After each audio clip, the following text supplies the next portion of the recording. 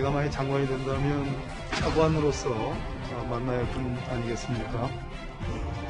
법무부가 대한민국의 수치부, 범죄부 또는 피고인으로 전락할 그런 상황이 됐습니다.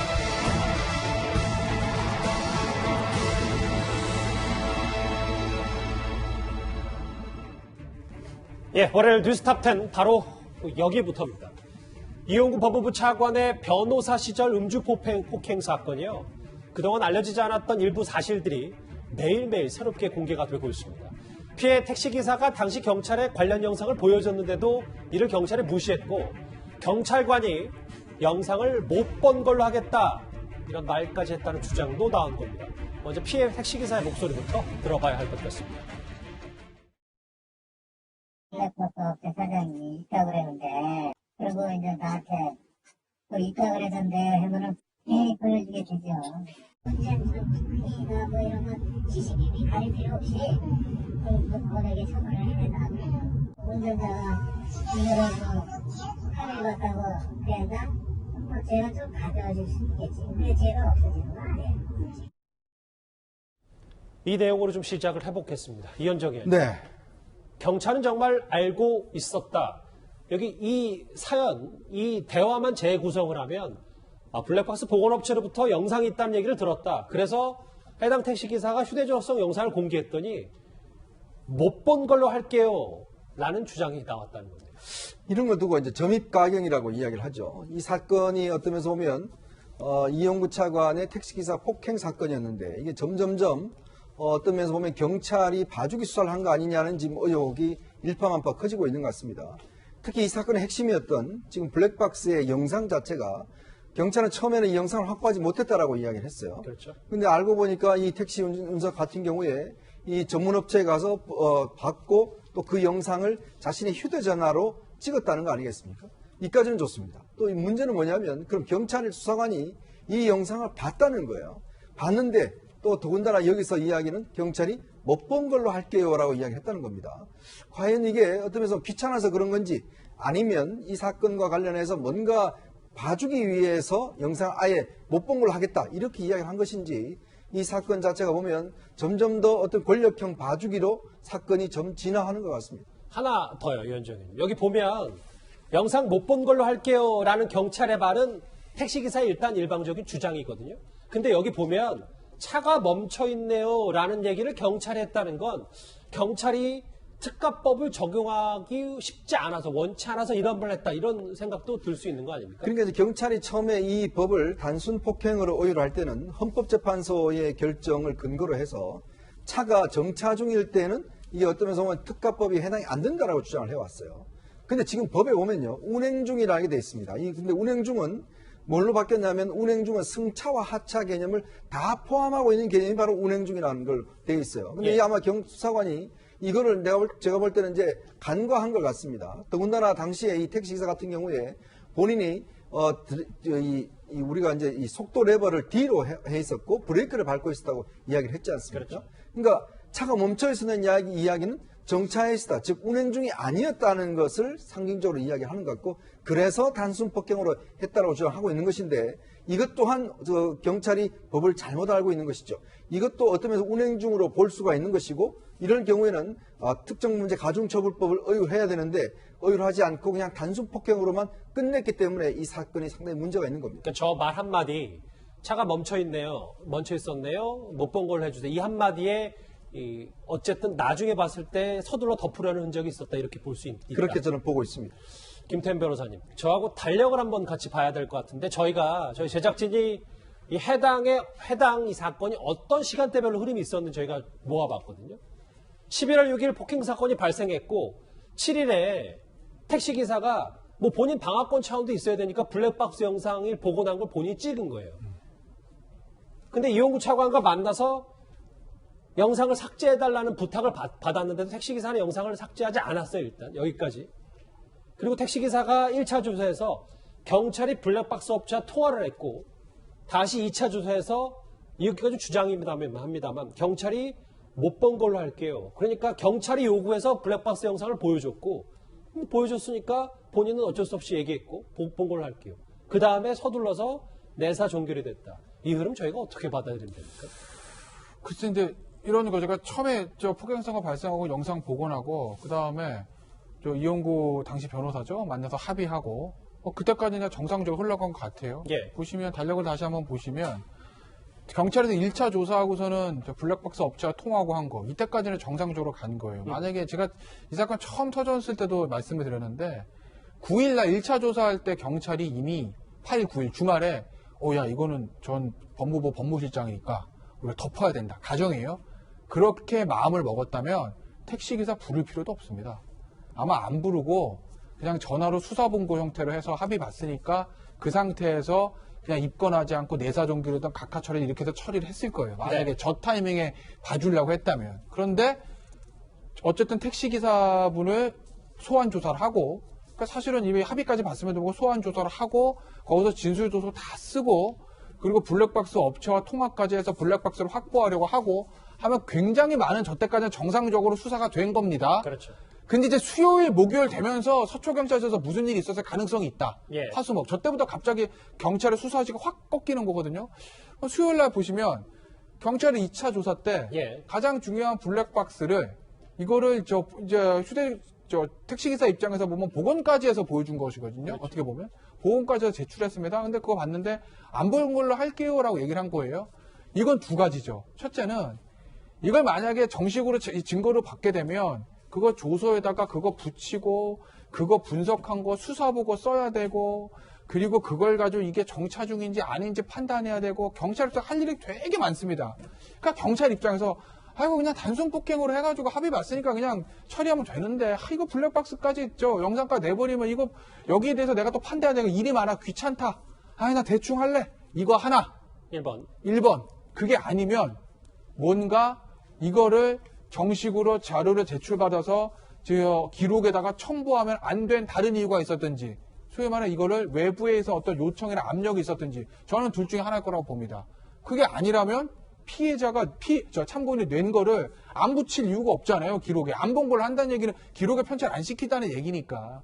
둘 중에 하나일 건데 그게 뭔지는 이제 검찰 수사를 통해서 밝혀질 거고 어쨌든 이 보시면 주말에 일어나고 월요일까지는 정상적인 흐름대로 갔다. 예. 하루 쉰 화요일부터 2차 조사가 이제 수요일 그리고 바로 내사 종결한 목요일까지 이 3일 동안 뭔가 서초경찰서에 일들이 일어났을 가능성이 있다라고 저는 보는 거죠. 구자웅 차장. 네. 제일 중요한 부분이 이제 김 변호사님이 마지막에 얘기했던 그 부분이잖아요. 결국은 영상을 다 보고도 입건도 하지 않고 사건을 이렇게 마무리를 했다.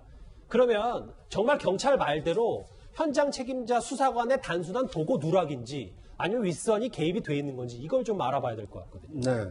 그러니까 이제 진실을 알아보려면 결국 수사밖에는 남아 있는 게 없습니다. 그러니까 지금은 택시기사의 증언까지는 나왔고, 예. 이 담당 수사관이 영상을 보고도 이 보고를 하지 않았다, 허위 보고했다, 또는 보고를 누락했다라는 것이 지금 경찰의 입장 아닙니까?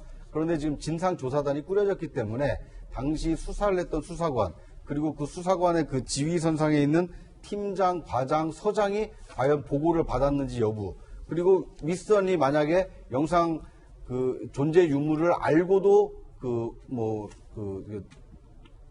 알고도 그걸 보고하지 않은 것인지 이것에 대한 진실을 파악하기 위해서는 결국 경찰이 구성한 진상조사단이 지금 파악을 다시 해봐야 될 것 같고요. 경찰도요. 그리고 검찰도 지금 이 사건에 대해서 지금 수사를 하고 있는 거 아닙니까? 그러니까 검경 수사권이 지금 이 분리가 돼 있지만 검찰은 검찰 나름대로의 어떤 의구심을 가지고 지금 그 진상을 파악을 하고 있는 거고 경찰은 지금 처음에 국민에게 공개했을 때는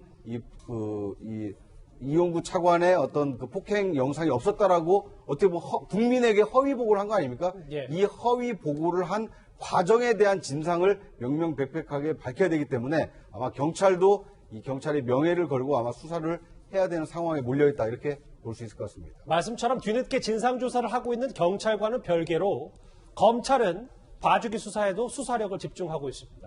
김관욱 교수님. 네. 그래서 나온 게 이 부분인데요. 야당의 주장은 당시 이용구 차관이 112 신고를 받고 출동한 경찰에게 자신의 명함을 건넸다. 근데 경찰은 변호사라는 직업만 알았다. 그러니까 야당에서 주장하는 거는 정말 그 변호사라는 직업만 알았는지 전직 법무실장이라는 어찌 보면 정권의 요직을 차지했던 인물이라는 걸 과연 몰랐는지 뭐 이 부분일 겁니다. 결국엔 핵심은 명함에 있는 것이 아니라 그 명함에 있는 이름으로 봐주기 수사가 이루어졌느냐는 것이거든요. 그러면 봐주기 수사를 하려고 한다 그러면 경찰이 이거를 보고를 해야 됩니다. 서울경찰청, 경찰청, 청와대까지 다 보고를 해야 되는데 이거는 지금 말씀하신 대로 국가수사본부 1호 이제 수사의 어떤 대상으로 지금 지정이 돼가지고 진상조사단이 꾸려졌잖아요. 예. 이거는 어떻게 보면 지금 검경 수사권 조정에서 경찰이 어떤 위상을 갖느냐 굉장히 연동이 돼 있어요. 그래서 이 수사 철저하게 하지 않으면 안 됩니다. 그래서 아마 저는 경찰이 최선을 다해서 할 거라고 믿는데 지금 이 장면에서 그러면은 당장에 경찰청, 서울경찰청, 청와대 뭐 보고하면은 예컨대 보고 내역이 있을 거 아니에요? 그거 금세 찾을 수가 있는 거죠. 만약에 보고가 안 됐었다 그러면 지금 이렇게 문제 제기한 것처럼 뭔가 이걸 봐주기, 명함으로 봐주기 수사가 이루어졌다는 얘기는 사실 근거가 없어지는 거거든요. 어찌됐건 저는 지금 이 상황에서 가장 핵심은 누군가가 지시를 해서 이런 수사를 돌려놨느냐. 왜냐하면 6일날 발생하잖아요. 8일날 이제 처벌을 원하지 않는다는 의사표시를 하고 9일날 처벌 불원서를 냅니다. 그런데 영상이 나온 거는 11일이에요. 그러니까 사실 흐름으로 본다면 사실은 상당 부분 진척이 된 다음에 이 명함은 6일날 줬을 거 아니에요. 그러니까 사실상 명함이 이거를 뭔가의 변화를 작동했다라고 보기에는 좀 시간적 차이가 있다. 뭐 저는 이렇게 해석을 하는 거죠. 네, 김 교수님 말씀처럼 저도 동일해요. 경찰이 지금 이 운명이 걸린 거기 때문에 진상조사 제대로 할 거라고 저도 믿고 싶은데 문제는 지난 주말만 하더라도 검찰이 블랙박스를 현장 수사관이 인지했다. 이거를 처음에는 부인했다가 나중에 뒤늦게 해명을 하고 어제 주말에 인정을 했거든요. 이런 거 보면 뭔가 경찰이 지금 진상조사를 똑바로 할 수 있는 자체적 의지가 있냐. 이 부분도 좀 궁금합니다. 저는 그 말이 가장 잘못된 말이라고 생각을 해요. 블랙박스의 영상을 분명히 봤는데 보지 않았다. 예컨대 우리 이렇게 해석할 수 있죠. 그러니까 실제로 그 영상이 있었던 거를 담당 경찰관이 상부에 보고를 안 했을 수도 있고요. 예. 본인만 알 수도 있는 것이고 아니면 보고가 됐는데 사실 뭉갰을 수도 있는 것이고 이 부분에 관해서는 사실은 철저하게 조사가 돼서 이 부분 뭐 어떻게 보면 환골탈태 계기로 삼아야 돼요. 전화위복이 되지 않으면 지금 많은 우려가 지금 있거든요. 검경수사권 조정에 관해서 경찰이 이걸 담당할 수 있느냐 이 얘기 계속 나오고 있기 때문에 철저한 수사 스스로가 하는 능력을 보여줘야 된다 이렇게 생각합니다. 야당의 주장처럼 정말 정권 실세를 보호하려고 했던 건지 아니면 경찰이 정말 몰랐던 건지 글쎄요. 예. 사실 최근 정인이 사건부터 이용구 차관의 폭행 사건까지 검경 수사권 조정 첫 해부터 경찰에 이렇게 사건 종결권을 줘도 되는 건지 여러 뒷말이 나올 수밖에 없습니다.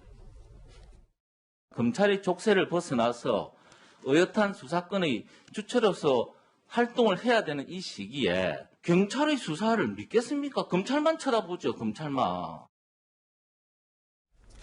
만약에요, 이현정 의원님. 네. 가정인데 정말 이것과 관련해서 경찰 윗선의 개입 여부가 어느 정도 드러나면 이번에 검경 수사권 조정에서 경찰의 사건 종결권도 영향을 미칠 수밖에 없는 겁니까? 그러니까 사실 이 사건 같은 경우에 채널A 기자가 처음에 사건이 터졌을 때 이 택시 기사를 처음에는 누군지는 몰랐어요. 그 집요하게 찾아서 그 택시 기사를 직접 택시에 타고 직접 가면서 설득을 해서 여러 가지 취재를 했던 걸로 저는 알고 있습니다. 네. 만약에 그런 기자들의 노력이 없었다면 이 사건은 어떤 면에서 보면 더 이상의 그 상황에서 끝났을 겁니다.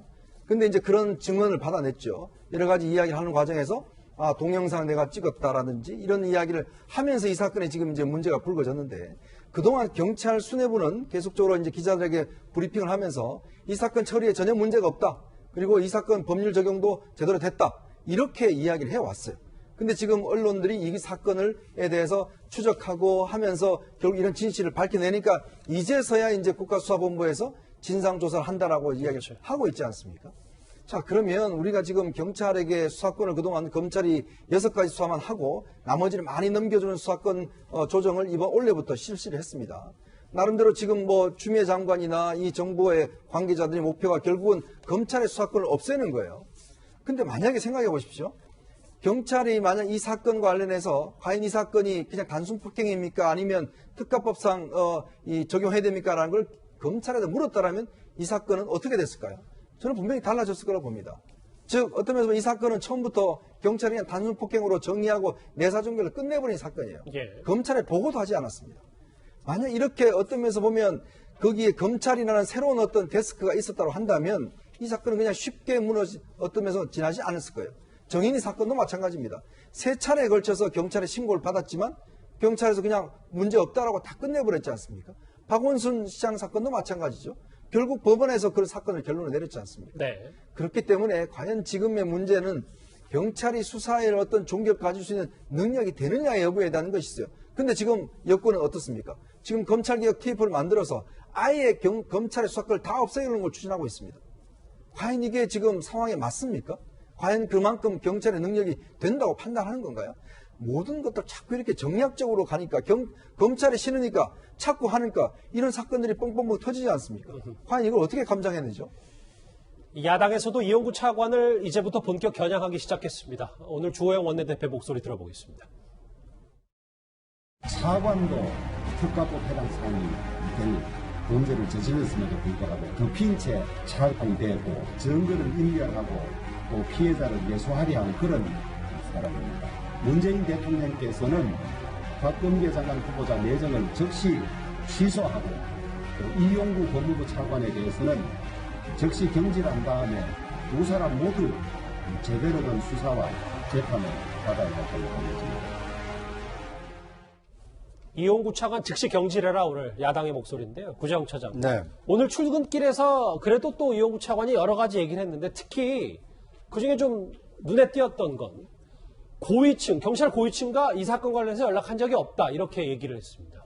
그렇습니다. 어떻게 보면 지금 가장 이 사건의 진실을 밝힐 수 있는 이 열쇠 중에 하나가 당시에 누군가로부터 특히 경찰 고위층으로부터 압력을 행사해서 사건을 무마했느냐 아닙니까? 예. 이거야말로 이제 이 사건을 이 권력으로 덮은 사건이 될 수 있기 때문에 이 가장 핵심적인 사안인데 그런데 이제 이용구 차관에게 연락한 적이 있느냐, 연락한 적 없다 이런 답변은 굉장히 좀 공허하지 않습니까? 그렇죠. 사실관계를 확인하기가 좀 어렵지 않습니까? 만약에 정말 이 이용구 차관이 그 연락한 적이 없고 이 떳떳하다라면 11월 6일부터 11월 11일 사이에 예. 이 통화 내역을 이 조회하는 것을 동의할 수 있다라면 저는 저 말씀을 믿겠습니다. 그런데 만약에 이런 이 택시기사 폭행 사건이 커지고 있는 와중에 이용구 차관이 만약에 휴대전화를 교체했거나 아니면 11월 당시에 썼던 휴대전화를 찾을 수 없다라면 그러면 경찰 고위층과 연락한 적 없다라는 이용구 차관의 말을 액면 그대로 받아들이기는 굉장히 좀 석연치가 않은 겁니다. 예. 왜냐하면 그걸 입증할 수 있는 통화 기록을 확인할 수 있는 전화가 없다는 것은 문제가 되지 않겠습니까? 그러니까 앞으로 이용구 차관이 이 논란을 잠재우기 위해서는 내가 어떻게 대응해서 이 사건이 이렇게 종결이 됐는지 본인의 육성으로 얘기를 하고 또 이 경찰 고위층과 연락한 것이 없다는 것을 정 필요하면 내가 이 통화 내역이라도 공개할 용의가 있다. 이렇게 수사에 적극적으로 임하는 것이 본인에게 쏠리는 그런 의혹을 푸는 길이 아닌가 하는 생각이 듭니다. 그러니까 현직 차관직을 더 본인이 유지하고 싶다면 더 선제적으로 명명백백하게 밝혀야 된다 뭐 이런 말씀이시죠? 그렇습니다. 그러니까 본인이 어떤 의혹을 받고 있는지는 잘 알고 있을 거 아닙니까? 예. 그 의혹을 풀 수 있는 열쇠도 본인이 가지고 있습니다. 그래서 당시 그 즈음의 행적에 대해서 본인이 공개할 용의가 있다라면 저는 이용구 차관의 저 말을 믿겠지만 만약에 그걸 확인할 수 있는 방법이 자꾸 사라진다. 그렇다면 이 의구심은 점점 좀 증폭될 가능성이 크다. 이렇게 보여집니다. 그런데 말이죠. 이 부분 제가 손가락으로 가리키는 이 부분 논란도 좀 있습니다. 피해 택시기사의 진술에 따르면 이용구 차관이 작년 11월 택시기사와 합의할 당시 이 해당 영상을 삭제해달라라고 요청한 것으로 드러났습니다. 피해 택시기사의 목소리 들어보겠습니다. 환상이라고 부르는 블랙박스에 넣어주면 그 증거를 갖다 세계적으로 완전 지금 기억도 내가 해가지고 다 안 준다고 했어요. 다른 사람 다 안 보여주면 되지 않을까. 김 변호사님, 저는 이 부분도 개인적으로 좀 궁금해서 이용구 차관 측, 이거는 뭐 일단 택시기사 주장인데 영상을 지우는 게 어떻겠냐. 지울 필요 있나? 안 보여주면 되지. 이런 대화가 오고 갔다고 하거든요. 근데 이용구 차관 입장에서는 합의까지 봤으니까 영상을 지워달라고 하는 게 당연한 건지 아니면 이것도 법조계에서 일각에서 제기하는 증거인멸 은닉 교사죄가 되는 건지 전 이 부분이 좀 궁금합니다. 근데 뭐 저 영상이 유무죄나 형량을 밝히는 데 결정적인 중요한 증거가 되는 영상인지는 아직 저희가 영상을 보지 못해서 그걸 뭐 단적으로 지금 말씀드릴 수는 없는데 일단은 저게 중요한 증거라고 가정을 하고 말씀을 드리면 본인의 범죄에 대해서 증거를 본인이 인멸하는 건 죄가 되지 않아요? 예. 그런데 본인의 범죄라도 타인에게 야 그거 좀 없애줘 이렇게 얘기하면 증거인멸 교사는 성립하는 것이거든요. 어허. 그럼 저게 이제 저 블랙박스 영상이 정말 이 이용구 당시 변호사의 이 유무죄 여부를 가리고는 중요한 증거라고 가정을 하고 말씀을 드리면 핵심 증거라면. 네, 핵심 증거라면 역사 못 봤으니까 저희가 그러면 이거는 증거인멸 교사가 될 강학상 교과서상으로 증거인멸 교사가 될 가능성은 충분한 거죠. 죄는 적용될 수 있다. 그렇죠. 본인이 이제 야 그 중요한 증거인데 없어주세요라고 얘기를 했다고 하면. 근데 이용구 차관 입장에서 봤을 때 본인이 합의를 했는데 그럼 영상 지워달라는 말을 할 수 있는 건 아니냐라는 반론도 있지 않겠습니까? 근데 이제 합의를 했다고 하면 저게 이제 그러면 이제 합의를 했으면 이용구 차관 입장에서 보면 아 이거는 본인의 단순 폭행이고 합의를 했으면 반의사 불벌죄니까 이거는 뭐 처벌받는 것이 아니니까 그러니까 이 유무죄에 관련된 중요 증거가 아니라고 뭐 주장할 수는 있겠지만 이게 지금 만약에 저 합의받다 하더라도 특가법 사안이라고 하면 그러면 이거는 사실은 처벌 안 받는 건 아니잖아요. 그렇죠. 합의가 됐다 하더라도 그러면 저거는 중요한 증거가 될 수 있는 거죠. 그렇다고 뭐 증거인멸죄 가능성을 배제할 수는 없다는 거예요, 제 얘기는. 증거인멸죄가 될 증거인멸 가능성도 교사. 있다. 증거인멸 교사죄가 될 네. 가능성도 있다. 또 하나 있습니다. 그리고 저희 채널A 사회부 취재팀이 그날 밤 이용구 차관의 행적에 대해서도 주목을 했습니다. 같이 내려왔죠, 친구가. 친구의 부부가 내려왔죠. 부부가 내려와서 이제 대응을 했죠. 참 사건 당일 근데 공교롭게도요. 김관욱 교수님. 네. 백운규 전 장관 변호인이잖아요, 이용구 차관이. 근데 당시 압수수색을 참관했고 사건 전날 자택 압수수색이 있었는데 그 이후에 그 다음 날에 그날 사건에 백운규 전 장관 자택 앞에서 본인 집으로 옮긴 거더라고요. 그러니까 저는 지금 백운규 장관이 집에서 나왔다는 거를 안다는 것이 이 사회가 좀 잘못된 것이다. 그것과 지금 사건과는 아무런 상관이 없는 거거든요. 사건은 단지 지금 이전 차관이 기사를 폭행한 것이고 그것을 사실 단순 폭행으로 만들어 놓은 그런 부분인 것인데 어느 집에서 나왔다. 그것이 이 상황과 어떤 관계가 있는지 이런 부분은 지나치게 확대 해석하는 것이고 백운규 장관 집에서 나온다. 그것하고 이 상황하고 어떻게 연동을 지으려고 하는 건지 그러면 이 백운규 장관 집에서 나왔으면 이것이 곧 이 차관이 실질적으로 그만큼의 어떤 유명한 사람인 것이고 경찰이 금세 알 수 있는 것이고 뭐 그렇게 해석할 수 있는 건가요? 그러니까 그런 의심의 눈초리들이 아니 그러니까 있긴 그게 있는 거죠. 너무 확대 해석하는 것이 거기까지 조사되는 거는 어떻게 보면 사생활 침해입니다. 남의 집 가가지고 저녁 먹고 나와서 예. 그때부터 이제 여기까지 온 것이고 여기 와서 이제 문제는 누군가를 때려가지고 지금 이 문제가 발생된 건데 어느 집에서 밥 먹은 것까지도 아는 이 세상은 사실 어떻게 보면 사생활 보호가 안 되는 부분이거든요. 저는 굉장히 부적절하다고 봅니다. 그러니까 김관욱 교수님은 택시기사 폭행 사건에만 더 그렇죠. 주목을 해야지 누구를 만나서 혹은 뭐 일각에서 의심의 눈초리를 제기하는 게 백운규 전 장관의 자택에서 나왔고 그런 일이 발생했기 때문에 경찰이 이용구 차관의 당시 위치를 몰랐을 리 없다. 뭐 이런 의심의 눈초리 때문에 여러 가지 얘기들이 그런데 나옵니다. 어플로 해가지고 만약에 이제 백운규 장관이 그거를 택시를 불렀다. 그걸 어떻게 찾습니까, 경찰이? 그러니까 저는 그런 것을 찾는다는 것 자체를 시도한다는 것부터가 굉장히 좋지 않은 그런 시도라고 생각을 해요. 이현정 의원님, 네. 뭐 벌써 오늘만 새롭게 나온 의혹이 제가 손가락으로 다 헤아릴 수 없을 정도인데 중간 정리를 하자면 근데 이용구 차관 오늘 출근길에서도 이렇다 할 거취에 대한 얘기는 당연히 없었고 여당도 침묵하고 청와대도 별다른 말이 없는데 이거 그럼 이 사건 어떻게 정리가 돼야 되는 겁니까? 일단 법적으로 끝까지 가야 되는 거예요? 그러니까 이제 김관욱 교수님은 이게 사건이 전혀 연관이 없다라고 이야기를 하는데 물론 법률적으로 연관이 없을 수 있어요. 그러나 이게 사실 정책으로 연관이 될 수 있는 게 뭐냐면 이용구 차관이 왜 임명이 됐습니까? 결국 고기영 차관이 윤석열 총장에 대한 징계를 반대해서 사표를 쓰고 나가니까 황급히 사실 이용구 차관을 임명을 했는데 임명할 당시에 무슨 논란이 있었냐면 일단 2주택자였어요. 저 집이 강남에 2채가 있었습니다. 또 하나는 뭐냐면 이분이 지금 월성원전 1호기 폐로 사건과 관련해서 백운규 전 장관의 변호인이었어요. 이제 그렇다 보니 이 사건이 지금 대전지검에 수사 중이었거든요. 그래서 예를 들어서 지금 현재 검찰 수사 중에 있는 어떤 피의자 이 신분에 있는 사람을 변호하는 사람이기 때문에 과연 법무부 차관으로 맞느냐에 대한 이제 여러 가지 논란이 있은 겁니다. 예. 그렇다 보니까 이 사건이 또 여기에 연결이 돼버린 거예요. 그래서 결국 이제 이 택시기사 폭행 사건을 이어서 또 하나 문제는 뭐냐면 지금 사실은 법무부 장관 후보자와 박범계 후보자와 차관이 두 사람 다 폭행 사건도 연루가 돼 있습니다. 이 사실은 참 이게 창피한 일인데요. 이 법무부란 데가 사실 이 법치를 담당하는데 장관 후보자와 차관이 전부 다 폭행 사건에 연루돼서 지금 장관 후보자는 내일 모레 지금 재판을 받아야 되고 이 지금 차관 같은 경우도 지금 검찰의 수사를 받아야 되는 이런 상황이지 않습니까? 이걸 국민들이 어떻게 보실까요?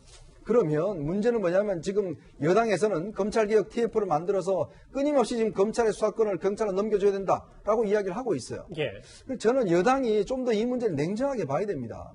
이 단지 검찰이 미워서 자꾸 검찰의 수사권을 뺏는 문제가 아니라 정말 우리나라의 수사권을 과연 검찰이 없앴을 경우에 발생할 수 있는 여러 가지 지금 문제가 지금 노출된 거 아니겠습니까? 이게 단순히 지금 튀어나오는 문제는 아니거든요. 네. 만약에 기자들의 노력이 없었다면 이 사건은 그냥 끝나는 겁니다. 그렇기 때문에 이 문제는 국가 권력, 즉 수사권 차원에서 여당이 좀 더 냉정하게 바라보고 선택적 침묵을 할 것이 아니라 경찰도 좀 질타해야죠. 매일 검찰만 질타하면 뭐합니까? 경찰도 문제를 지적하고 경찰도 과연 수사를 할 수 있는지 이 부분을 좀 명확히 봐야 될 것 같습니다. 질타도 하고 거취에 대해서 어느 정도 얘기도 하고 그렇습니다. 집권여당도 뭐 이 말씀이시군요. 첫 번째 이슈 여기까지였습니다. 다음 주제, 그런데 이용구 차관과도 관련이 있는데요. 다음 주제 바로 넘어가겠습니다.